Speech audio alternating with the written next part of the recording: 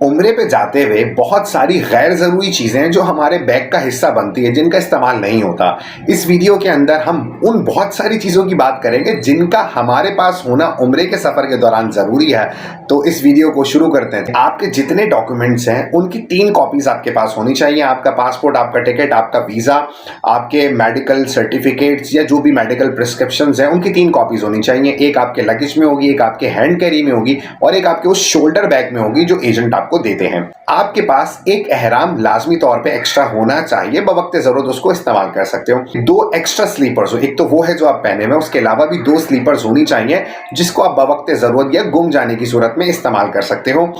आपके पास एक वो बैग जो स्कूल के बच्चे जो है वो शाम को सेंटर बाजी के पास जाने के लिए पहनते हैं, जो आपको इस तस्वीर में नजर आ रहा होगा, वो लाजमी रखिएगा। उसके अंदर आप अपनी स्लीपर्स रख सकते हैं। चूंकि हरम में स्लीपर्स रखने की जो जगह काफी दूर है, इंसान दाखिल किसी दरवाजे से होता है, वापस किसी दरवाजे से आता है, तो ये बैग आपको हेल्प करेगा और आपकी स्लीपर आपके पास रहेगी।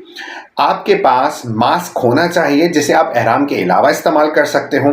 आपके पास बैंक कार्ड होना चाहिए और साथ साथ कैश भी होना चाहिए जिससे बवक्ते ज़रूरत आप ऑल्टरनेटिवली इस्तेमाल कर सकते हैं। अपनी मेडिकल प्रिस्क्रिप्शन होनी चाहिए। अपनी जितनी भी मेडिसिन आप अपने साथ लेके जा रहे हैं उसे आप अपने लगेज बैग में रखिए। लेकिन अगर आप हैंड कैरी में रख रहे हैं उसको, तो मेरी सजेशन है कि मेडिकल प्रिस्क्रिप्शन लाजमी तौर पर रखिए कि अगर सिक्योरिटी वाले आपसे कोई क्वेश्चन करते हैं तो आप उसका आंसर दे सकते हो। कपड़ों की बात कर ले तो बहुत सारे कपड़े ले जाने की जरूरत नहीं है। मेरे ख्याल है कि आपके पास 7 to 8 पेयर ऑफ क्लोथ्स होनी चाहिए।